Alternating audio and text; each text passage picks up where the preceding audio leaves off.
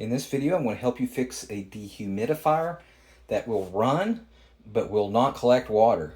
And it doesn't matter what brand you have. You can have a Media, you can have a GE, LG, Hisense, Amazon brand. It doesn't matter. I'm here to help you. So the first thing I want you to do is do a power cycle. And what that entails is just unplugging it from the wall, keeping it unplugged for 10 minutes. Okay. After 10 minutes, plug it back in. See if it will start collecting water. All right. Next thing I want you to do is look for a reset button. You might have a reset button on the top or on the sides, but a lot of times, I know like the LGs, the reset button is actually on the power cord here. And what I want you to do is unplug it if it is on the power cord or even off the power cord, and you hold it down, the reset button, for 5 seconds. And if you have one on the side here, you would do the same thing while it's unplugged. Plug it back in, and then hold it down another 5 seconds, the reset button. Or you would do it on the dehumidifier if it's on the side. All right, that should work for the majority of them. Now, if that does not work, do not worry. What I want you to do is turn it around, and I want you to check the filter. Make sure that the filter is clean. Of course, you know how to do that. It's usually on here. You want to pop it off. Now, here's the coils. So what I want you to do with the coils, sometimes they're down here, sometimes they're up here. What I want you to do is unplug it again, and I want you to get a vacuum. If you've got a brush on a vacuum, that's even better. All right. And then what I want you to do is vacuum. If there's any dust on these coils, vacuum them really well behind the filter. And again, sometimes they'll be exposed down here. And then go ahead and vacuum them.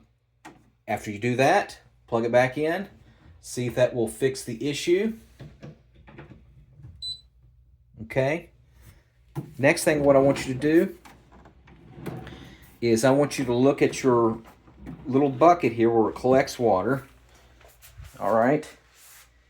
And there's a little switch. It's called a float switch. And again, it's universal with pretty much all dehumidifiers. This is called the float switch. A lot of times this float switch will get caught.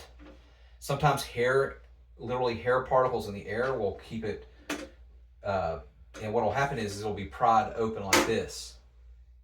And that's going to make it default to where it won't collect water. All right.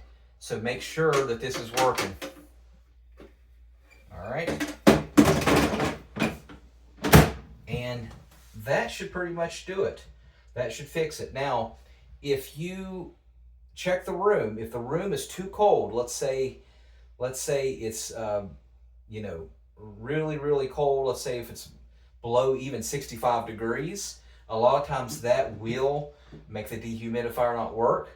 So what you might want to do is you might want to increase the temperature of the room and see if that will make it work, because dehumidifiers do not like it when it's too cold. All right. I think that should help you. If you have any questions, let me know. Put it in the comment section. If you need a dehumidifier, I'll put a link in the comment section where you can get a good one. This is a GE. I've had it for a while.